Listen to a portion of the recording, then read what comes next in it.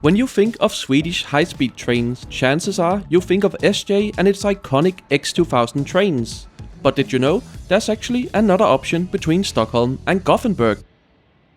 This is VR Sverige, the Swedish arm of Finland's national railway company, which has now found itself somewhat accidentally operating competitive high-speed train services in Sweden.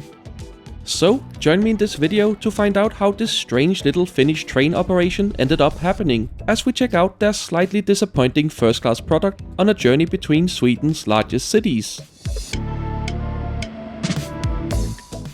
Our journey starts at Stockholm's beautiful central station, which is the beating heart of Sweden's railway network. And as this video was shot in December, it was also beautifully decorated with various Christmas lights.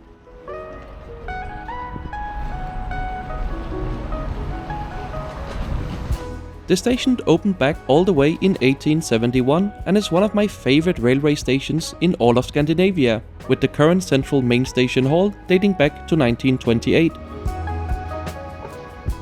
The hall itself is a nice open space with lots of shops and station facilities. One of the disadvantages of traveling with VR over SJ in first class is that they don't offer a first class lounge. But if you head up the stairs to the SJ1, you'll at least get a nice view of the station hall. Right, let's go and have a look at the departure board and see where our train departs from. Our train today is the 11:51 service to Göteborg or Gothenburg, which will depart from platform 12A, meaning we'll have to head downstairs to the station underpass to access the platform.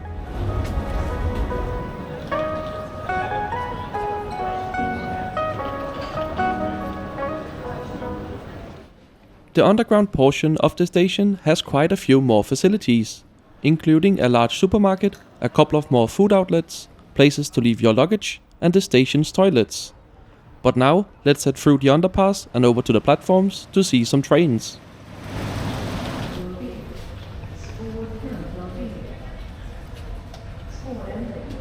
VR's operations here on the Swedish railway network is a relatively new addition, as they bought out the company called MTRX. It's a bit of a complicated story, which we'll get into later in the video, but now let's head up to the platform and see if our train is here.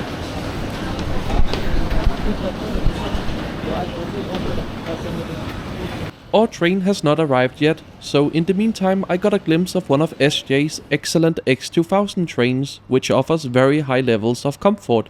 They are also the fastest trains on the route to Gothenburg, thanks to their tilting technology, which allows them to complete the trip roughly 15 minutes quicker than trains like VR's without it. They are definitely facing some very tough competition from SJ on this route. Anyway, the station is also served by various other trains, including SJ's slightly less premium X55 high-speed trains, as well as various regional and commuter services.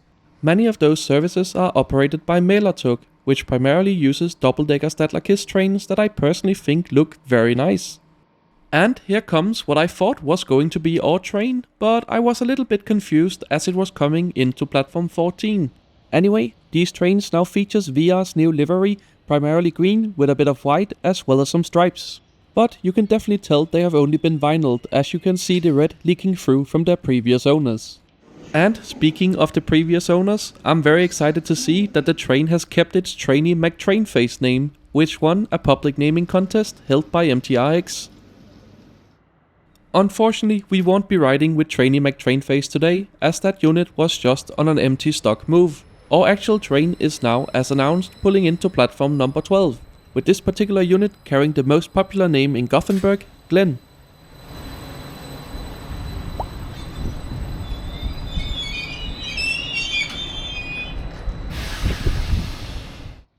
This is the X74, built by Stadler and capable of 200 km per hour. It's part of their popular Flirt family of trains, and while they are from a technical standpoint pretty much identical to the Norwegian version of this train, they do have a vastly different interior. Right, time for us to head on board and check out what first class is like on board VR in Sweden. And their first class product is actually quite unusual. The first thing you'll notice is that the seats are actually in a 2+2 layout, which is not that uncommon in the Nordics thanks to the large loading gauge allowing for very wide trains. What's more unusual is that in first class they actually block the seat next to you, which allows them to dynamically expand and shrink first class across the train depending on demand, since the seats and seating density are the same throughout the train. We'll take a proper look at the seats, the train's interior and the first class meal service throughout the journey, but for now we're leaving Stockholm Central Station 1 minute behind schedule at 11:52, starting our 3.5 hour journey over to Gothenburg.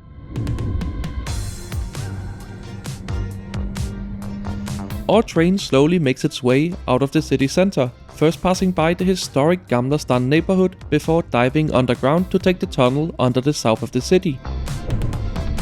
We emerge back above ground not far from the Årsta bridges, with our train crossing over the almost 100 years old Eastern Bridge, taking us across the Årstaviken Bay.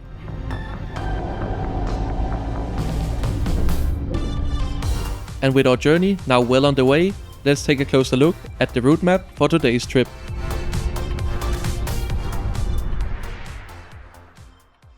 We are catching VR high-speed train 2031, which leaves from Stockholm Central Station, making a stop in Flemingsberg in the south of the city, before speeding onwards with stops in Katrineholm, Skövde and Alingsås on our way to Göteborg.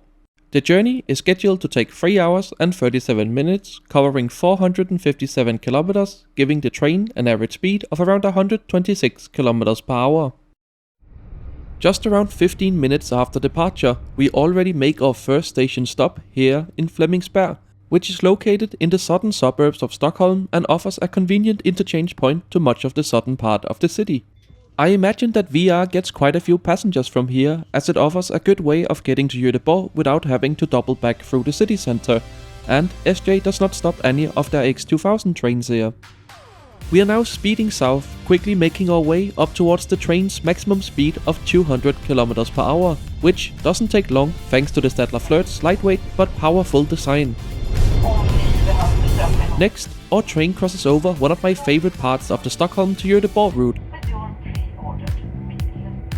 This is the Igelstabron bridge taking our train across the Södertälje canal. At 2.1 kilometers long, it is actually the longest railway-only bridge in all of Scandinavia. At the western end of the bridge we find Södertälje C station, which until about a year ago was also served by VR's trains. However, both the stop here and Falköping has since been cut.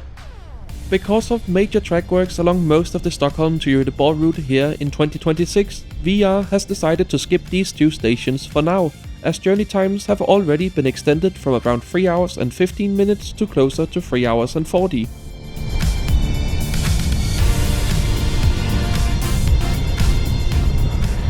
One cool thing about VR is they do this thing called Ticketless Travel, which basically means you don't get a ticket, but instead you just sit in your assigned seat and the staff will come through the train and check if everybody's in the right seats. That's the ticket check. You don't have to have the PDF ready or anything. And not long after Södertälje C, the complimentary first class meal service has started. There was no choice for the meal, well, except the various special diet meals you can pre-order when booking, so today we have this chicken curry potato salad thing on a base of rye bread, alongside a choice of soft drink where I went for this sparkling citrus water. Slightly disappointing meal. I thought the chicken in the curry sauce was pretty good, but the cold potatoes and salad and the rye bread just didn't work for me, so I guess it's up to taste. Obviously, since I wasn't the biggest fan of the flavor combinations here, that does leave a bit of a bad impression. But even putting that aside, this ultimately just felt like one of the takeaway meals I could have picked up myself from the train station. By comparison, the first class meals you get on SJ just feel a bit more premium, with side dishes, and they're also served on proper tableware as well. However, to VR's credit, the meal on SJ is an optional extra costing around 169 Swedish kronor, where on VR they are included with every first class ticket. And price is definitely one of VR's main competitive advantages, which we'll touch on later in the video, but for now we are arriving at our next stop, Katrineholm.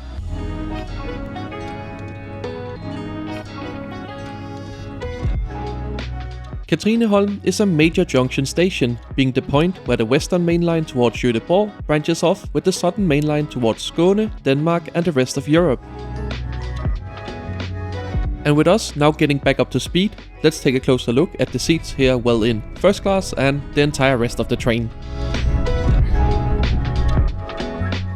Visually, these seats look alright, and that's also how I would describe them. They feature a small reading light next to the stiff headrest, which actually offered a decent amount of padding. The seat itself got a simple ergonomic design with an okay amount of support in the back and also a fine amount of padding. It's not wowing me, but it's fine. I appreciate details like the armrest being nicely padded, and the cup holders in the central console are also a nice touch. This is also where you'll find the power outlet, which is shared between the two seats. The seat also offers a bit of recline, allowing for a more enhanced relaxation position, and the legroom at the seat is actually really good. Another thing that's really cool about this train is the two-table design, allowing you to put a device up here to, for instance, watch something, and then below you have a larger sturdy tray table that's great for working.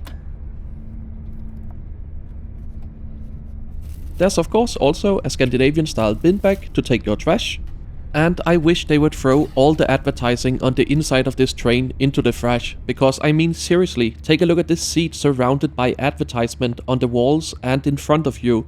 There's nothing first class or premium about that.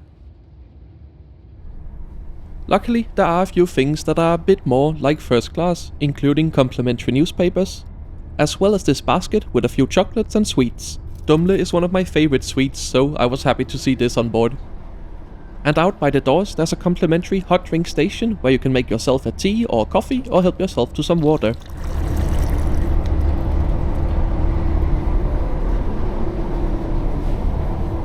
You know, it's such a small thing, but it just makes the experience a bit nicer being able to get yourself a little hot drink while watching the scenery go by.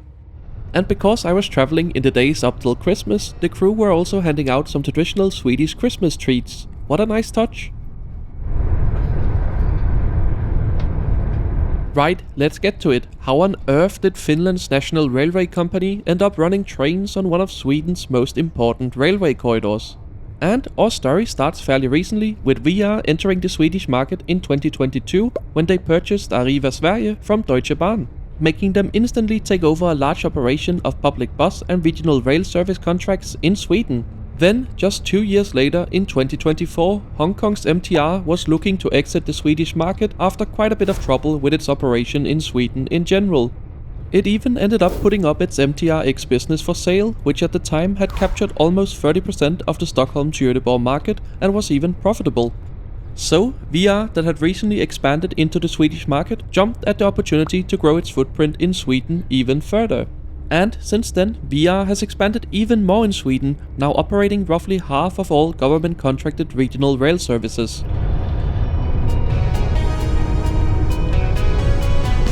It's definitely not the most beautiful day outside, but we are speeding along at a good pace through the rural Swedish countryside, passing endless fields and forests with the occasional little Swedish house along the way. Next, our train pulls into Skövde, which is another important station on the Western Main Line. From here, there are connections south towards Nässjö, and it's also the starting point for local commuter services towards Gothenburg Central Station. And now, as we depart again with our train still running on time, let's get back up to speed and take a look at the rest of the train's interior.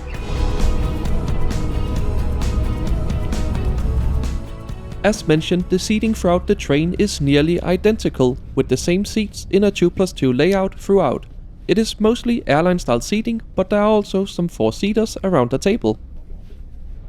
There's also a small takeaway cafe on board, selling sandwiches, microwave meals, takeaway meals, alongside hot and cold drinks and various snacks. On board the train there's also an accessible area, and unlike SJ's X2000 trains, the Flirts have a low floor section. While this doesn't always translate into complete level boarding, it does make the train considerably more accessible. There's also plenty of space on board to store your luggage throughout the train, and in general I think the onboard ambience is quite good, even on a dull day like this. I especially like the small lamps at the table seats. And of course, I won't spare you for a toilet review either. The toilet itself was in an alright state, especially considering this was towards the end of the journey. The water was working, there was plenty of toilet paper left, and everything seemed functional. Back at my seat, I decided to test out the free onboard Wi-Fi.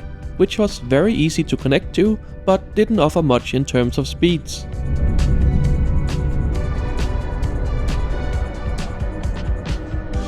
Next, our train comes in to its penultimate stop at Alingsås, a small, sleepy town around 45 kilometers northeast of Gothenburg, which seems to be best known for its relaxed cafe culture and for taking Swedish fika very seriously.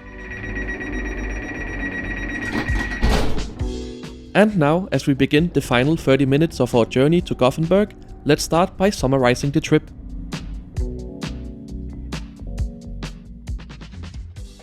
If you compare VR directly with SJ's X2000s, their Flirt trains definitely seem a little disappointing, especially in first class. The seats aren't as good, the meal service isn't as premium, and the journey times are generally around 15 to 20 minutes longer because the trains stop more and don't have the tilting system. But the thing is, VR is not trying to be SJ. Instead, they created themselves as a great value operator, offering a comfortable, quiet and smooth train while often pricing them just a little below SJ, especially closer to departure where SJ's dynamic pricing can get very aggressive. I personally paid 783 Swedish kronor for my first class ticket, booked around a month in advance, which I thought was pretty reasonable for a first class journey with full ticket flexibility in an expensive Nordic country like Sweden. So, as we now pull into Gothenburg Central Station 4 minutes ahead of schedule at 15:24, let me know what you think of VR in Sweden. Do you think they'll remain a solid competitor to SJ or eventually go the same way as Flixtrain in Sweden? Let me know in the comments below.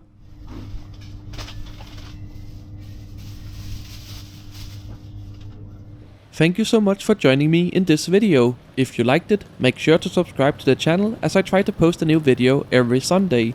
And if you want to give the channel a little extra support, consider joining the membership program. For just a couple of euros every month, you get early access to all my videos as well as exclusive travel updates. To continue your journey, why not watch my video on competitor SJ's excellent refurbishment of their X2000 trains by clicking the card on screen now. And as always, thanks for watching.